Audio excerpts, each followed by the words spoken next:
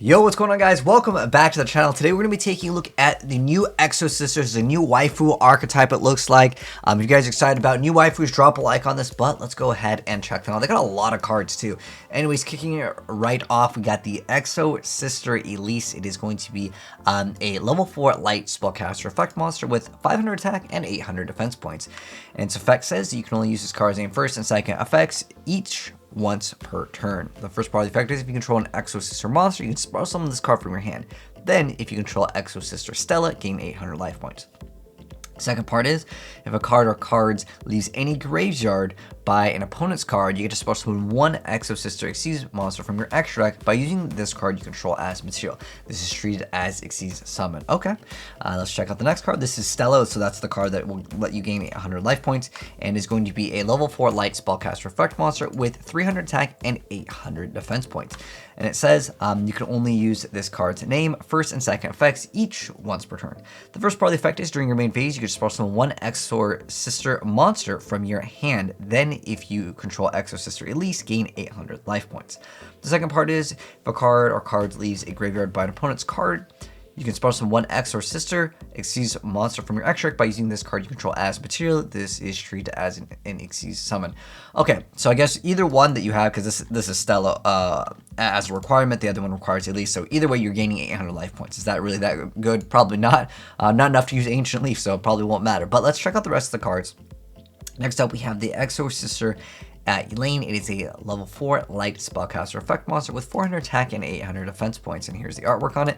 And it says you can only use this card's name first and second effects each once per turn. The first part is you can return an Exorsister card in your hand to the bottom of the deck, draw one card, then if you control Exorsister Sophia, gain 800 life points. The second part is if a card or cards leaves any graveyard by an opponent's card, you can spell summon one Exorsister Exceeds monster from your extra deck by using this card you control as material. It's treated as Exceeds summon. So is this supposed to be some type of anti-meta? You can't leave like the graveyard? Interesting effect though, but it's only via an opponent's card, so you can't start using crows and stuff. But let's check out Sophia now. So Sophia is a level 4 light spellcaster effect monster with 100 attack and 800 defense points. And it is a level 4 light. Anyways, it says you can only use this card's name first and second effects each once per turn. The first part of the effect is if you control another Exorsister monster, you can draw one card. Then if you control Exorsister Elaine, you get to gain 800 life points. The second part is if a card or cards leaves the graveyard by an opponent's card, you just spell summon one Exorsister Exceeds summon monster from your extra deck by using this card you control as material, and it's an Exceeds summon. Okay, so either way, I mean, even if you got all the boost of the life points, I don't see it being OP. So let's go ahead and check out the Exceeds monster, because these are the new boss monsters for the waifu archetype. So you have the Exorsister Michaelis. Okay. Anyways, 2,500 attack. Looks like it's a rank 4 with 1,800 defense points, and it's also going to be a warrior. So they're all spellcasters, but then I guess they all go into warriors? They all go into warriors. Interesting, because then that kind of knocks out a soul, right? If they were only warriors here, it'd be so much easier. Anyways, 25 attack, 18 defense, requires 2 level 4 monsters, so it is actually going to be a generic. Okay. Next up, it says as the effect, you can only use this card's name first and third effects each once per turn. The first part of the effect is if this card was Exceeds summoned previously this turn by using an Exorsister monster as material. As a quick effect, you can target one card your opponent controls or in the graveyard and banish it. Although it doesn't even proc their own effects because they got to banish it by their effect.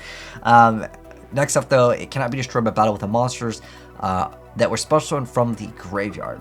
The third part of the effect is you can detach a material from this card to add one Exorsister spell/trap from your deck to your hand. Okay, I mean, I guess this part of the effect is kind of nice. It definitely, as a quick effect, just being able to banish a card, it's great. We'll have to wait and see what else they have to make it a lot more viable. But next up, we have the Exorsister Caspitelli. And here is the artwork on this. 2,300 attack, 800 defense points. It's also going to be a light warrior and also going to be generic, not requiring the archetype. Says that you can only use this card's name first and third effects each once per turn. The first part of the effect is if this card Exceeds summon by using an Exorsister monster as material, you can activate this effect. For the rest of the turn, neither player can special summon monsters from any graveyard. The second part is cannot be destroyed by a battle with monsters that were special summoned from the graveyard. The third effect is you can detach a material from this card to add one Exorsister monster from your deck to your hand. Okay, I mean, interesting effect so far. It just seems like it's an anti graveyard deck, and I mean there are lots of decks that can definitely benefit off of just being able to make this card. So this card alone effect is really good, but it has to be exceed summon using the Exorsister monster for this amazing effect. This part of the effect is if it couldn't be destroyed battle or by card effect and couldn't be targeted, or if it was immune to them, maybe some people would run it in other decks, but it looks like it's strictly Exorcisters, even though it's generic, right? Let's go check out the rest of the cards though, because maybe they'll have one amazing card. Next up though, we have the Exorsister YuGiOh. Here is the artwork on her. 1400 attack, 2800 defense points. And it's also going to be a level 4 light warrior. So its materials, again, going to be generic 2 level 4s. And then it says that you can only use this card's name first and third effects each once per turn. The first part of the effect is if this card was exceed someone previously this turn by using an Exorsister monster as material. As a quick effect, you can target one effect monster your opponent controls and negates effects for the rest of the turn. The second part is it cannot be destroyed by an activated monster effects from monsters that were special from the graveyard. Okay, so it's like, is this like Reptilian and like hate over here? It's like an anti-meta, like Reptilian and deck? Because I don't even know what's coming out recently that's going to really utilize the graveyard. There's new chaos stuff, but that's usually from like, you know, banishing to summon in the first place. But again, there are archetypes that heavily rely off the graveyards. Infernoids could even be one of those, right? But the third effect is you can detach material from this card for the rest of the turn. All exceeded monsters you control will gain 800 attack. Okay. The heal effect doesn't seem to have any synergy so far, but let's like check out all the cards. Yeah. Next up, we have the Exorsister YuGiOh. So here is the artwork on her. She's got like a bow, 2100 attack, 1800 defense points, and it's going to be a rank 4 light warrior effect monster. It's another generic card. It says you can only use the first and third effects of this card's name each once per turn. So the first part of the effect, if it's exceeds summon using the Exorsister monster as material, you can activate this effect. For the rest of the turn, neither player can activate any card effect in the graveyard. Wow, that is an amazing, amazing effect. But you still gotta use the Exorsister, so it's locked in pretty much the archetype. Second part of the effect is can be destroyed by an activated monster effect from monsters that are special from the graveyard. The third effect is you can detach material from this card, target one monster opponent controls, return it to the hand. I mean, there's two really good monsters. You have the one instantly banishes, instantly bouncing back. If you can make doubles of these, this could be pretty good, especially if you have a variety of these and they go for one. As long as you can activate both of these effects, yeah, because they're each once per turn. I'm thinking if you get out like double of these, but like your opponent's going to know exactly that you're going to be making these. But nonetheless, this is a pretty good card. Let's check out the rest of the support though. So they have a quick play spell card called the Exorsister YuGiOh. Here is the artwork on this card, and it's going to be quick play. It says you can activate one card with this card's name per turn. It says you can only activate this card during your opponent's turn unless your opponent controls monsters that was special summon from the graveyard. Pay 800 life points, target an Exorsister monster you control. Special summon from your extra deck one Exorsister exceeds monster with a different name from the monsters you control by using that monster you control as material. This is treated as exceed summon. Transfer its materials to the summoned monster. If it only added this card as well, that would have been kind of cool. But next up, we have the Exorsister Archetype. Continuous spell. It says you can only use this card's second and third effects of this card's name each once per turn. The first part of it says Exorcister monster you control cannot be targeted by monster effects from monsters that were special summoned from the graveyard. The second part is if you control an exceed summon Exorsister monster, you get to declare one card name. For the rest of the turn, negate the activated effects and the effects on the field of cards with that original name.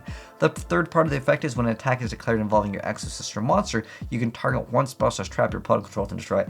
Backrow destruction has kind of like been irrelevant in Yu-Gi-Oh for most of the game, I would say, for the past few formats.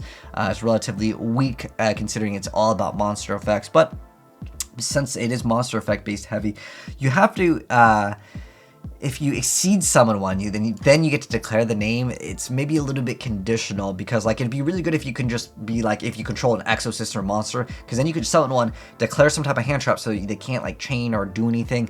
It would be a little bit better in that aspect, I think. But let's check out the rest of the support over here. Next up, we have the Exorsister YuGiOh, which is a normal trap card. Here is the artwork on this, and it says that you can only activate one card with this card's name per turn. Pay 100 life points for the rest of the turn. After this card resolves, you can't special summon monsters from the extra deck except for Exorcister monsters. Also special summon 2 Exorcist monsters from your deck so that its first name is listed in the second's text, but shuffle them into the deck during the end phase. Okay, that's an amazing effect. Okay, in terms of like all these card effects, there's also a reprint of Ties of the Brethren. I'm curious to know what you guys think of this archetype.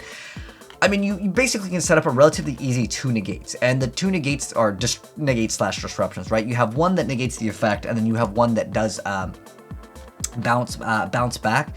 and you have one that banishes. So I guess you can take a look at it like 3 negates, because you do get the additional potential, like them special summoning. I don't know how I feel about the archetype at first glance. I think that it has potential, like a 3, you know, disruption-ish board, 2 to 3, I'd say on average, that you can get, as long as they can get some other like searcher, and you know, if they can get some better, you know, other support. I could see this deck being like an okay-ish one at the moment. I just have to really wait and see what the other card is come down to. But it's not looking like a bad archetype. Like, you know, like at Warrocks, I can instantly tell and be like, okay, attack boosting is just outclassed. The whole gain 800 life points to me doesn't really make too much sense. It pays for some of the other cards, which I guess is like okay, but is this going to be an S tier deck at first glance? No, but it looks like it has potential. Again, if they come out with any more support that adds some consistency, like what they need is like a real easy like spell card that like lets you search and then like add something else, because it's all anti-graveyard, so it's like maybe matchup dependent too. But anyways, you guys can let me know your thoughts down below. But thanks for tuning in, guys. If you enjoyed the video, drop a like on it. If you're new here and you want to see more new Yu-Gi-Oh cards when they come out, hit subscribe, turn on the bell, you'll see more. I'll catch you guys in the next video. I'm out. Peace.